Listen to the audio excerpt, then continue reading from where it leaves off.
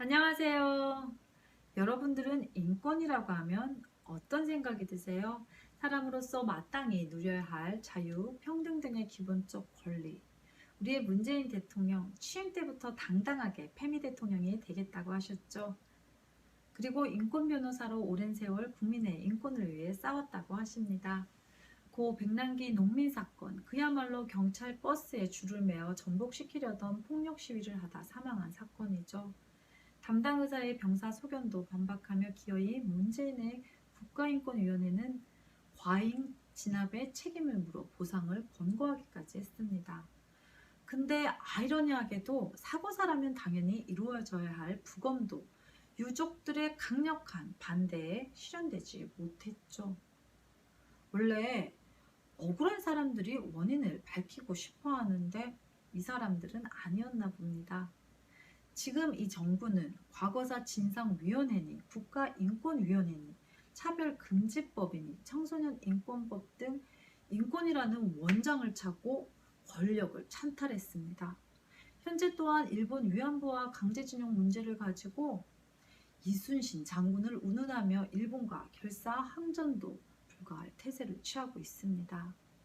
오늘 제가 드리고 싶은 말씀은 이 정부가 모든 것을 포기하고 올인하고 있는 북한에 대한 내용입니다. 문재인 대통령은 북한 주민들보다 김정은에게만 관심이 있는 것 같습니다. 유엔 인권위원회는 지난 2003년부터 북한 인권 결의안을 채택해 현재까지 매년 북한의 인권 탄압을 규탄하고 시정을 요구하고 있습니다. 여러분, 현 정권, 이 정부에서 이런 북한의 인권에 관련된 이야기를 들어보신 적이 있으십니까? 얼마 전 문재인 대통령은 북한에 쌀 5만 톤을 지원하겠다는 이야기를 했다가 김정은에게 핀잔만 들었죠. 그리고 이 쌀은 절대 불량미가 될 수 없다고 오직 북한 주민들에게 갈 수 있도록 관리와 감시를 철저히 하겠다고 했습니다. 혹시 그 이후 어떻게 되었는지 아시는 분 있으시면 제보 부탁드립니다. 아무튼 지금 문재인 정부에서는 북한의 인권 실상에 대해서는 절대 함부를 하고 있습니다. 그럼 오늘은 그 중에서도 북한 여성의 인권에 대해 알아보도록 하겠습니다. 현재 북한의 인권 문제, 특히 여성 인권 문제가 국제사회에서는 많이 거론되고 있지만 사실 역설적이게도 북한 정권 수립 초기에는 가부장적인 전통과 봉건사회의 사회 질서를 없애려고 노력을 많이 했다고 합니다. 그 이유는 여성도 혁명가로서의 일을 장려하고 평등한 인간이라는 정체성을 부여해야 했기 때문이라고 하는데요. 어디서 많이 듣던 이야기 같지 않으세요? 맞습니다. 우리 패미언니들이 늘 하는 말이잖아요. 가부장적인 전통과 봉건사회 질서를 없애자! 실제로 북한에는 남녀 평등을 위한 다양한 법령이 선포됐고 그중 하나는 북조선 남녀 평등에 대한 법령도 있다고 합니다. 이렇게 법을 제도화는 했습니다. 법령만 보면 분명 북한은 남녀 평등이 실현됐다고 할 수 있지만 현실은 전혀 아니다라고 합니다. 보통 여성은 평균 평생 400회에서 500회 생리를 한다고 합니다. 그 기간만 합쳐도 약 10년에 가깝습니다. 그런데 북한 여성 절반이 아직도 1000생리대를 사용한다고 합니다. 10개에서 20개 들어있는 생리대 한 팩이 3,000원에서 5,000원인데 평양의 평균 노동자 임금 수준이 한 달에 3, 4,000원인 것을 감안하면 생리대 한 팩이 한 달 월급인 셈입니다. 어머니들 같은 경우는 생리대를 살 바에는 본인 자녀들을 먹고 살게 해주지라는 마음으로 북한 여성의 전반적인 생리 실태가 20년째 크게 향상되고 있지 않다고 북한인권정보센터에서는 보고합니다. 1995년부터 시작된 극심한 경제난과 식량난으로 국가는 중앙배급제를 중단했고 북한 사람들은 각자 살아남아야 했습니다. 그런 북한이 유엔 회원국으로서 2001년에는 유엔 여성차별철폐협약에도 가입했습니다. 2010년에는 조선인민주의 인민공화국 여성권리보장법을 제정하고 발표도 했다고 합니다.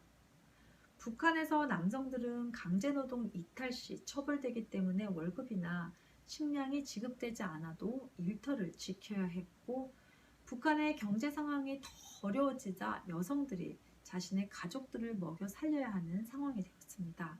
그래서 현재 2016년 기준 400여 개에 달한다고 알려진 장마당을 주도하는 것이 여성이 되었다고 합니다. 흔히 경제권을 쥐고 있으면 권력이 생길 것이라고 생각하지만 장마당과 북한의 여성 지위와 인권에 관해서는 의견이 갈립니다. 북한의 계획경제 아래에 장사는 불법이기 때문에 장사하는 여성들이 북한의 공산당 관리와 간부들에게 뇌물을 주는 것이 만연하고, 이 뇌물에는 성상납도 포함됩니다. 장사를 하려면 지역을 이동해야 하는데 북한에는 지역에 이동 자유가 없어서 여성들은 뭔가 스스로 꾀를 내야 했습니다. 뇌물을 바치는 경우가 허다하고, 더 나아가 성상납을 하는 이유가 바로 이것 때문이라고 합니다. 이어 장마당을 통해 여성들의 목소리가 더 높아졌을지는 모르지만 사회 체제에 바람직하지 못한 과정에서 자본주의가 흘러들어가고 만연한 뇌물과 성폭력에 시달려야 하는 것이 현실입니다. 여성이 리드하는 북한 경제와 이로 인해 성폭력을 당해야 하는 북한 여성들, 여러분들은 어떻게 생각하시나요? 페미 여러분, 뭔가 느끼시는 바가 없으신가요? 정치 권력자들은 감성팔이를 통해 여성을 위해주는 척하지만 결국 자신들의 이익을 위해 여성들을 이용하고 있는 것은 북한이나 대한민국이나 비슷한 현실인 것 같은 생각이 드는 건 저만 그런 걸까요? 국제인권단체 휴먼 라이츠 워치의 사무총장 케네스 로스는 말합니다.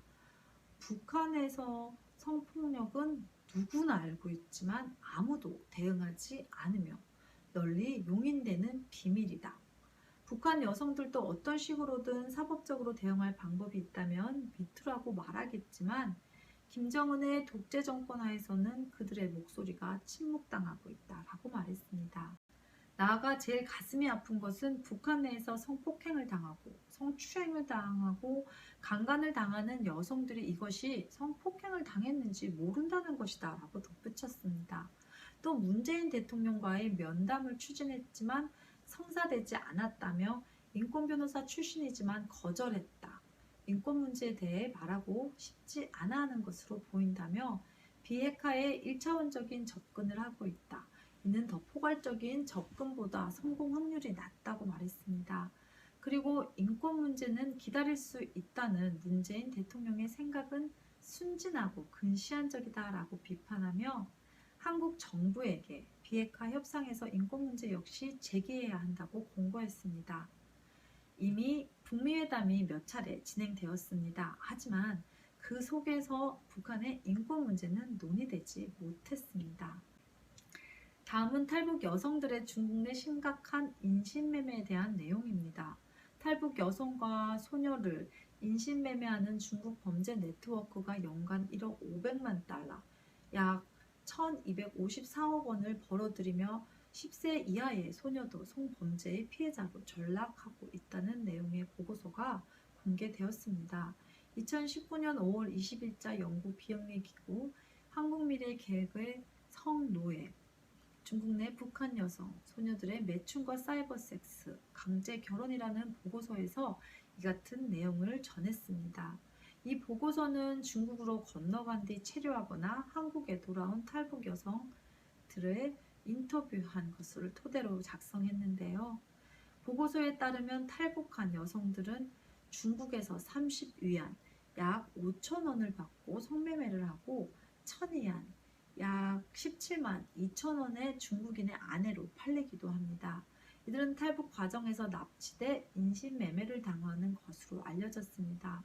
탈북 브로커에게 지불할 돈이 부족한 여성들은 인신매매를 당할 우려가 크다는 것을 알면서도 북한을 떠나고 있는 실정입니다. 과거에는 중국인과 강제로 결혼하는 사례가 많았으나 최근에는 인신매매로 성매매를 하는 사례가 더 많아졌다고 보고서는 전합니다. 보고서를 작성한 유니슨 연구원은 중국으로 탈출한 북한 여성의 60%가량이 브로커 등을 통해 성매매의 시장으로 보내지고 있으며 이 가운데 절반은 강제로 성매매를 하는 것으로 보인다라고 전했습니다. 나머지 30%는 강제 결혼을 하고 15%는 사이버 섹스 업체로 가는 것으로 추정된다고 말했습니다. 사이버 섹스에는 9세 소녀까지 동원되며 상당수 수요자가 한국 남성으로 추정된다고 합니다. 탈북 여성의 인신매매는 김정은이 집권한 뒤 더 심해지고 있습니다. 김 위원장이 국경을 강하게 단속하면서 탈북 비용이 높아졌고 이를 지불할 수 없는 여성은 강제 성매매에 노출되고 있습니다. 보고서는 탈북 성매매 피해 여성을 구할 구체적인 대책을 마련해야 한다고 지적합니다. 패미 대통령을 선언한 문재인 대통령. 같은 민족임을 강조하며 희대의 살인마이자 독재자와 평화라는 핑계로 악수와 포옹을 서슴지 않는 인권 변호사 출신 대통령. 강경화 외교부 장관은 한국 정부가 북한 인권 문제를 고려하지 않고 있다는 뜻이 아니다라며 지금은 비핵화에 집중해야 한다고 언급했습니다. 정말 그럴까요? 그래서 이런 북한에 쌀을 열심히 보내려고 하는 걸까요? 참 손발이 척척 맞는 파트너가 아닐 수 없네요. 이러한 전 세계적인 북한의 인권 현실에 대한 우려와 비판을 북한은 세계에서 가장 앞선 인권 제도를 두고 있다며 비난을 일축하고 있습니다. 북한의 언론은 세계에서 가장 엄격하게 통제되고 있습니다. 북한 주민들은 해외 언론의 보도를 접하는 것만으로도 수용소에 갇힐 수 있습니다. 민족을 부르짖으면서 유독 북한 동족의 인권 앞에서는 침묵하는 이 정부는 그런 북한 동포의 인권 따위에는 애시당초 관심이 없는 것 같습니다. 결론입니다. 여러분들 어떻게 생각하시나요? 죽음의 공포와 생계에 떠밀려 각종 폭력에 시달리면서도 말도 하지 못하는 북한 여성들.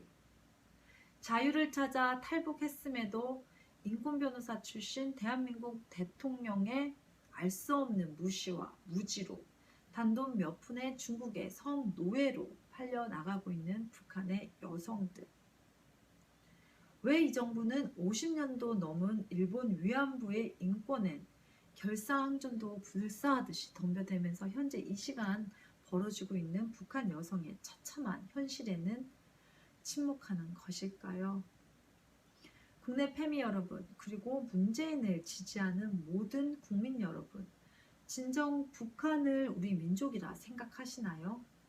문재인 대통령 본인도 실향민의 자손이라고 했습니다. 당신들의 어머니가, 누나가, 여동생이 저 김정은과 공산당의 일당, 중국 놈들의 성노리개로 처참한 삶을 살고 있습니다. 보이지 않는다고 무시하고 내일이 아니라고 넘어가시겠습니까? 라이언 킨즈의 연은이었습니다. 끝까지 시청해주셔서 감사합니다.